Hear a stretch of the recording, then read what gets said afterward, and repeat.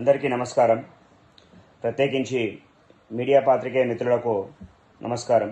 ఇవాళ ఉదయం నేను కొన్ని పేపర్లలో చూడడం జరిగింది.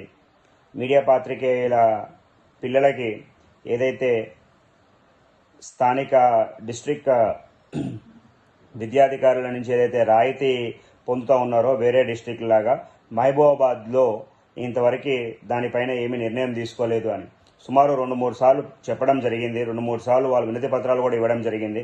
అయినా కూడా ఎటువంటి నిర్ణయాలు తీసుకోలేదు అని చెప్పి నేను చదవడం జరిగింది. మరి నేను కూడా పర్సనల్గా మరొకసారి డిఎస్ఎఫ్ఐ జాతీయ అధ్యక్షుడిగా నేను మిమ్మల్ని డిస్ట్రిక్ట్ ఎడ్యుకేషన్ ఆఫీసర్ గారిని, జిల్లా విద్యాధికారి గారిని నేను పర్సనల్గా రిక్వెస్ట్ చేస్తూ ఉన్నా. దయచేసి దీన్ని కన్సిడర్ చేసి ఇమీడియట్గా దీనిపై యాక్షన్ తీసుకోవాల్సిన అవసరం ఉన్నది. వేరే డిస్ట్రిక్ట్లందరికీ కూడా ఇవి రాయితీలు ఇవ్వడం అన్నది జరిగినది.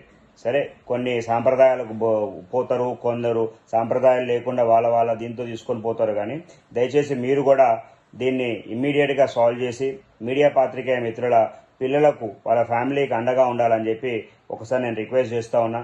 దయచేసి మీరు ఈ రిక్వెస్ట్ని మన్నించి ఇమీడియట్గా యాక్షన్ తీసుకుంటారు అని చెప్పి నేను భావిస్తూ ఉన్నా. మీడియా సమాజం అన్నది మీడియా పాత్రికేయ మిత్రులు కానివ్వండి, మిగతా ఎవరికండి అహర్నిశలు రేయింబవులు కూడా వాళ్ళు సమాజంని చైతన్యపరిచే విధంగా వాళ్ళు ఎప్పుడూ కూడా బయటే ఉంటారు. వాళ్ళకి వేరే పనులు చేయడము అది చేయడము కూడా ఆస్కారం చాలా తక్కువ.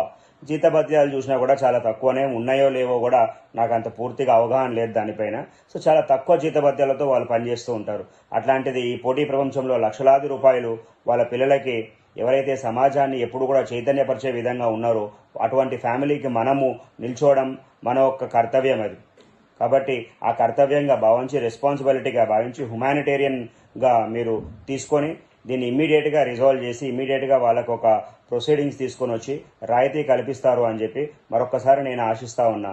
లేని ఎడల మళ్ళీ దీనికి కూడా మేము కూడా ముట్టడి చేయాల్సిన అట్లాంటి కార్యక్రమాలు లేకుండా దయచేసి నేను రిక్వెస్ట్ చేస్తూ ఉన్నా. ఇమ్మీడియట్గా దీన్ని సాల్వ్ చేసి మీరు వాళ్ళ ఒక పిల్లల అభ్యున్నత ఒక ఫ్యూచర్లో మీరు కూడా భాగస్వాములు కావాల్సిందిగా కోరుతా ఉన్నా. Thank you.